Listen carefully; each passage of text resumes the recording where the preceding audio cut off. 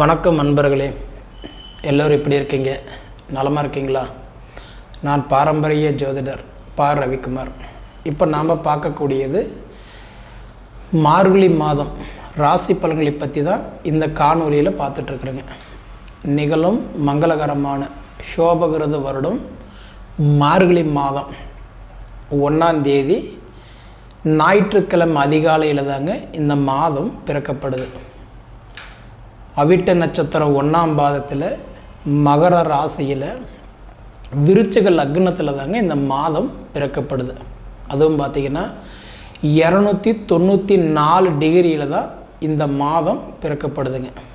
அப்படி பிறக்கக்கூடிய இந்த நேரத்தில் காலப்புருஷ தத்துவத்தைப்படி 2வது ராசி ரிஷப ராசியுடைய வாழ்வாதாரம் எப்படி இருக்கும், இந்த மார்கழி மாதத்தில் என்னென்ன மாற்றங்களை கொடுக்க போகிறார், அதை பற்றி தான் இந்த காணொலியில் இப்போ நம்ம பார்க்குறோங்க. முதலாவதாக வரக்கூடிய நட்சத்திரம் அப்படின்றது பார்த்திங்கன்னா இன்றைக்கி சூரிய பகவானுடைய நட்சத்திரமான கார்த்திகை நட்சத்திரம் 2ஆம் பாதம், 3ஆம் பாதம், 4ஆம் பாதம். அதன் பிறகு வரக்கூடிய அதாவது சந்திர பகவானுடைய நட்சத்திரமான ரோகிணி நட்சத்திரம் 4 பாதங்கள். அதன் பிறகு வரக்கூடிய செவ்வாய் பகவானுடைய நட்சத்திரமான மிருகசீரிஷ நட்சத்திரம் 1ஆம் பாதம், 2ஆம் பாதம். அதாவதுன்றது 3 நட்சத்திரங்கள் 9 பாதங்கள் அடங்கிய மிக ஒரு அருமையான ராசி, மிக ஒரு அற்புதமான ராசி ரிஷபராசின்னு சொல்லலாம். இந்த ரிஷபராசிக்கு இந்த மார்கழி மாதத்தில் என்னென்ன மாற்றங்களை கொடுக்க போகிறார் அப்படின்றத பற்றி தான் இந்த காணொலியில் இப்போ பார்க்குறேங்க. இந்த ரிஷபராசிக்கு அதிபதின்றவர் யார் அப்படின்னு பார்த்தீங்கன்னா சுக்கிர பகவான். சுக்கிர பகவான் இருக்க வேண்டிய ஆலயம் திருச்சியில் இருக்கக்கூடிய ஸ்ரீரங்கம். அது கும்பிட்டு வர்றது ரொம்ப நல்லதுங்க. அப்படி பார்த்தீங்கன்னா இன்றைக்கி பார்த்திங்கன்னா இந்த ஒரு மாதம் ஒரு வித்தியாசமான முறையில் பிறக்கப்பட்டிருக்குதுன்னே சொல்லலாம். என்ன ஒரு வித்தியாசம் அப்படின்னு நம்ம கேட்டோங்க அப்படின்னா, கன்னி ராசி முதல் மேச ராசி வரை இடைவிடாத கிரகங்கள், அதாவது 8 வீட்டில் இடைவிடாத கிரகங்களோட இந்த மாதம் பிறக்கப்பட்டிருக்கிறது. இது ஒரு தனி சிறப்புனே சொல்லலாம். ஏன்னா கன்னி ராசியில் கேது பகவான் நட்பில் இருக்கிறாருங்க. அதுக்கு அடுத்தபடி துலா ராசியில் சுக்கிர பகவான் ஆட்சியாக இருக்கிறாருங்க. அதுக்கு அடுத்தபடி விருச்சிக ராசியில் செவ்வாய் இன்றைக்கி ஆட்சியாக இருக்கிறாருங்க. அதுக்கு அடுத்தபடி பார்த்திங்கன்னா இன்றைக்கி தனுசு ராசியில் புதன் பகவானும் அடுத்தபடி சூரிய பகவானும் நட்பில் இருக்கிறாருங்க. அதுக்கு அடுத்தபடி மகர ராசியில் தான் இந்த மாதமே பிறக்கப்பட்டிருக்குதுன்னு சொல்லலாம். அதுக்கடுத்து பார்த்திங்கன்னா கும்ப ராசியில் சனி பகவான் ஆட்சியில் இருக்கிறாருங்க. அடுத்தபடி பார்த்திங்க அப்படின்னா மீன ராசியில் ராகு பகவான் நட்பில் இருக்கிறார். அதுக்கு அடுத்தபடி பார்த்திங்கன்னா மேச ராசியில் குரு பகையாக இருக்கிறார். இப்படி பார்த்திங்கன்னா கன்னி ராசி முதல் மேச ராசி வரை 8 வீட்டில் இடைவிடாத கிரகங்களோட இந்த மாதம் பிறந்திருக்கிறது ஒரு தனி சிறப்புனே சொல்லலாம். அப்படி இருக்கும்போது உங்கள் ராசிக்கு அதிபதி சுக்கிர பகவான், அந்த சுக்கிர பகவான் தன் வீட்டில் ஆட்சியாக தான் இருக்கிறாருங்க. ஏன்னா ரிஷப ராசியும் இன்றைக்கி துலா ராசியுமே ரெண்டுமே சுக்கிரனுடைய அதாவதுன்றது அதிபதி தான். அப்போ ஒரு சுக்கிரனுக்கு அதிபதின்றது பார்த்திங்கன்னா இந்த மார்கழி மாதம் 9ஆம் தேதி வரைக்கும் பார்த்திங்க அப்படின்னா அவர் துலா ராசியில் தான் அவர் ஆட்சியாக தான் இருப்பார். 9ஆம் தேதி என்ன பண்ணுறாருன்னா துலா ராசியில் இருந்து அவர் என்ன பண்ணுறாருன்னா 9ஆம் தேதி அடுத்தது விருச்சிக ராசிக்கு செவ்வாயுடைய வீட்டுக்கு நட்பில் போகிறார்.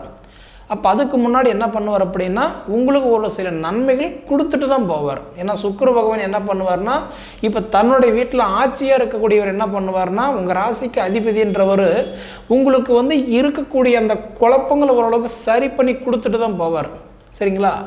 அப்படி பார்த்தீங்கன்னா இப்போ உங்களுக்கு இடையில் இருக்கக்கூடிய இந்த அக்டோபர் மாதம் 30ஆம் தேதி ஆன அந்த ராகு கேது பெயர்ச்சி பார்த்தீங்க அப்படின்னா உங்கள் ராசிக்கு மிக அருமையாக இருக்குன்னு சொல்லலாம். காரணம் என்னன்னு கேட்டிங்கன்னா அந்தோடைய அக்டோபர் மாதம் 30ஆம் தேதி ஆன ராகு கேது பெயர்ச்சி மேச ராசியில் இருக்கக்கூடிய ராகு பகவான் மீன ராசிக்கும் துலா ராசியில் இருந்து வந்த கேது பகவான் கன்னி ராசிக்கு மாறிட்டார். அப்படி மாறும்போது ராகு கேதுடைய பார்வை என்ன 3, 7, 11ஆம் இடத்தை பார்ப்பார். அப்போ வந்து மீன ராசியில் இருக்கக்கூடிய ராகு பகவான் என்ன பண்ணுறாருன்னா 3ஆம் இடமா மகர ராசியும் 7ஆம் இடமா கன்னி ராசியும் 11ஆம் இடமும் உங்கள் ராசி பார்க்குறார். 11ஆம் இடம்ன்றது லாபஸ்தானத்தை பார்க்குறாரு. ஏன்னா ராகை போல கொடுப்பார் இல்லை, கேதை போல கெடுப்பார் இல்லை. அப்படி பார்த்தீங்கன்னா அந்த ராகு பகவான் உங்கள் ராசியை பார்க்கறது அது ஒரு தனி சிறப்புன்னு சொல்லலாம்.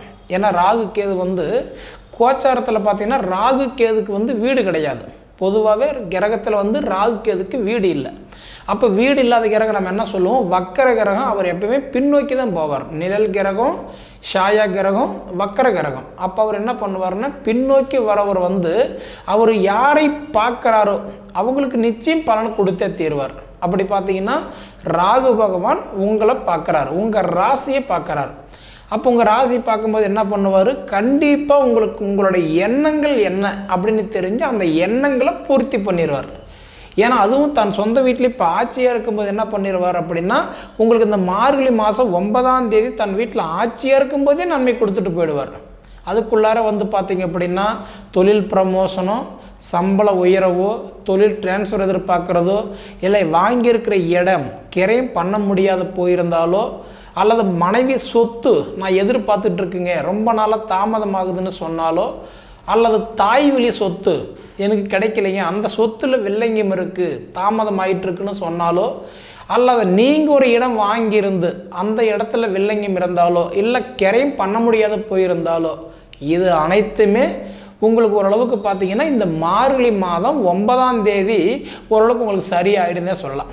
ஏன்னா இந்த மார்கழி மாதம் 9ஆம் தேதி வந்து பார்த்தீங்க அப்படின்னா கண்டிப்பாக அதாவது உங்களுக்கு ஏதோ ஒரு வகையில் உங்களுக்கு ஒரு நட்பு வகையாக இருந்து ஒரு சில நன்மைகள் கண்டிப்பாக செய்வார். சரிங்களா? அப்படி இருக்கும்போது நம்ம சொன்ன மாதிரி இந்த 8 வீட்டில் இடைவிடாத கிரகங்கள் இருந்து உங்கள் ராசியை பார்க்குறதுனால கண்டிப்பாக தனிச்சிறப்பு இந்த மாதம் கொடுத்தே தீர்வார். சரிங்களா?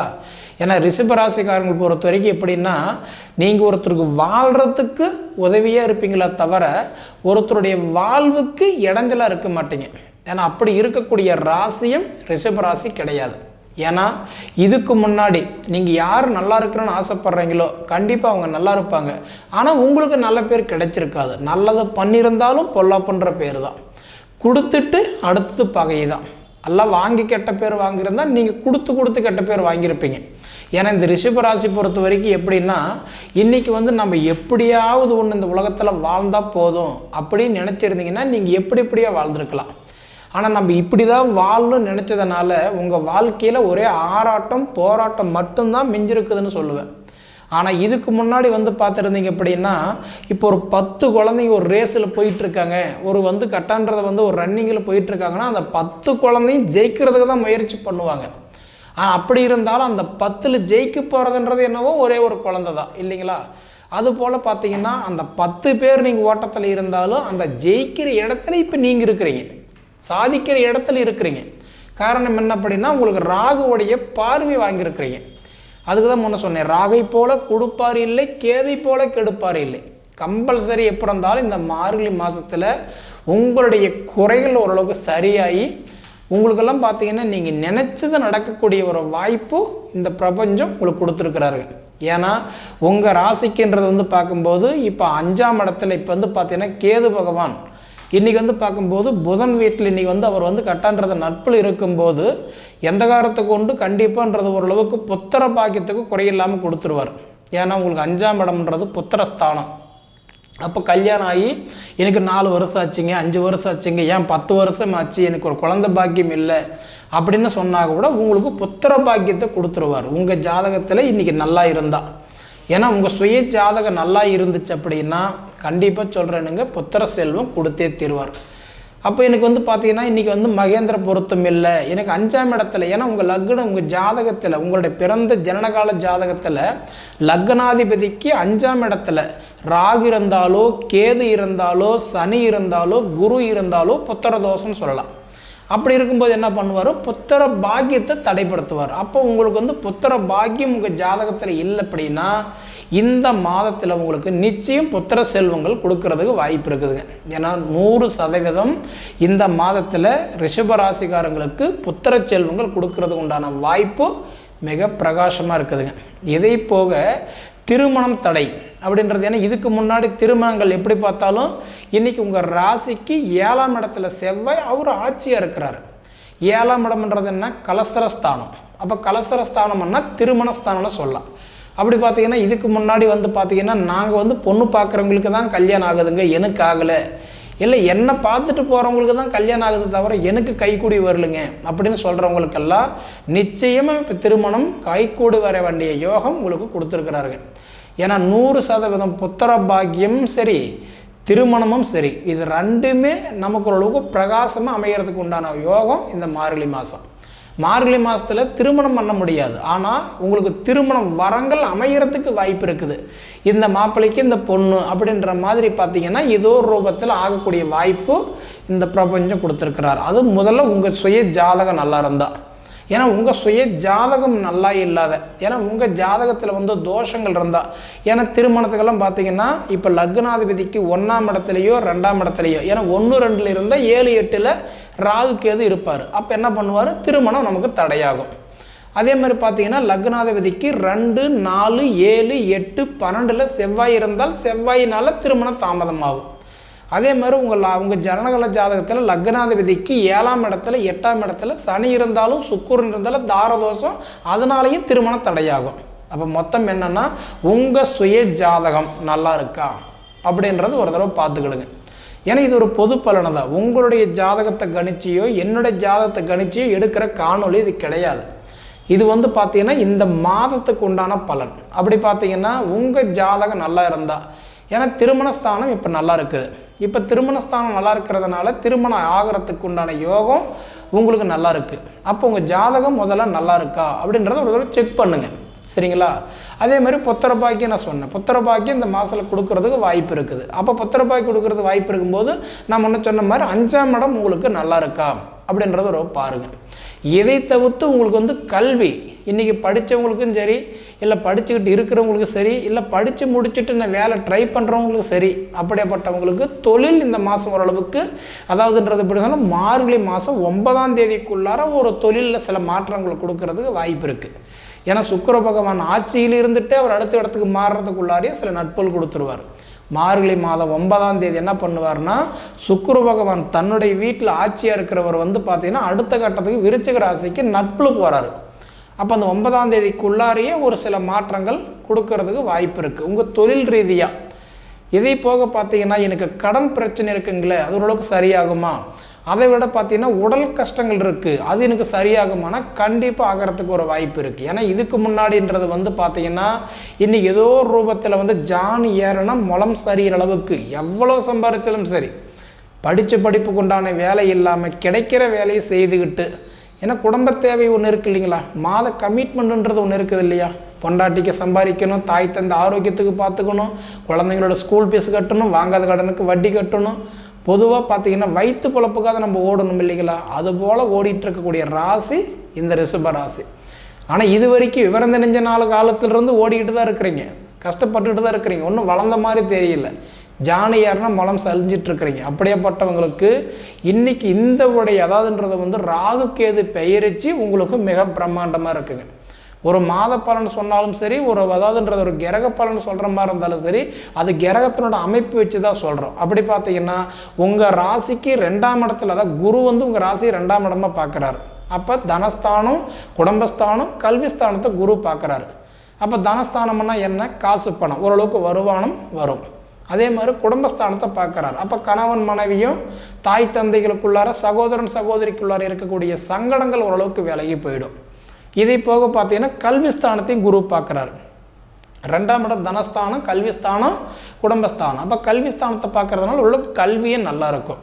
இதை போக வந்து பார்த்தீங்கன்னா ராகுவும் உங்களுக்கு நான் முன்னே சொன்ன மாதிரி 11ஆம் இடத்தை பார்க்கறதுனால சில நட்புனால உங்களுக்கு கண்டிப்பாக சில நன்மைகளும் நடக்கும்.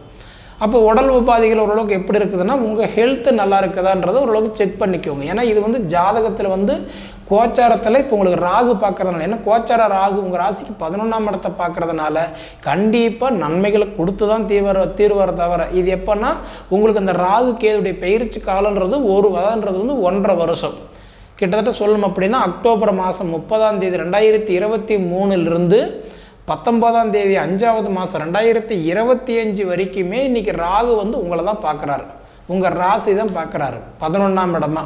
பொதுவாக பார்த்தீங்கன்னா இப்போ லாபஸ்தானம் 11ஆம் இடம் பார்க்குறதுனால கண்டிப்பாக உடல் உபாதைகள் ஓரளவுக்கு சரியாகும், குடும்பத்தில் இருக்கிற சங்கடங்கள் ஓரளவுக்கு சரியாகும், தொழிலில் இருக்கக்கூடிய சங்கடங்கள் ஓரளவுக்கு சரியாகும். இது போக பார்த்தீங்கன்னா மெயினாக கணவன் மனைவிக்குள்ளார இருக்கிற சங்கடங்கள் ஓரளவுக்கு சரியாகும். இதை போக பார்த்தீங்கன்னா எனக்கு சொத்து கோர்ட்டு கேஸு பிரச்சனை இருந்தது அப்படின்னா ஓரளவுக்கு உங்கள் ஜாதகம் நல்லா இருந்ததுன்னா ஓரளவுக்கு சரியாகும். ஏன்னா உங்கள் ஜாதகம் எதுக்குமே உங்கள் சுய ஜாதகம் நல்லா இருக்கணும். பொது பலன்றது வந்து இப்போ இந்த ரிஷபராசியில் இருக்கிறவங்க ஒரு கோடி பேர் இருக்காங்க அப்படின்னா அதில் ஆண் இருக்காங்க, பெண் இருக்காங்க, குழந்தைங்களும் இருக்காங்க, பெரியவங்களும் இருக்காங்க. அப்போ எல்லாத்துக்குமே ஒரே மாதிரியே நடக்கிறதில்ல. பொது பலன் சொல்லும்போது என்ன பண்ணுறோம், ராசியை அடிப்படையாக சொல்கிறோம். அதே வந்து ஒருத்தருடைய ஜாதகத்தை வச்சு சொல்லும்போது நம்ம லக்னத்தை வச்சு நம்ம சொல்கிறோம், உங்கள் திசை புத்தி அந்தரத்தை வச்சு சொல்கிறோம் இல்லைங்களா. அப்போ உங்களுக்கு என்னென்னா உங்கள் சுய ஜாதகம் பார்த்தோம்னா 65-70% நமக்கு பேசும். பொது பலன்றது வந்து 30% டு 35% தான் பேசும் சரிங்களா.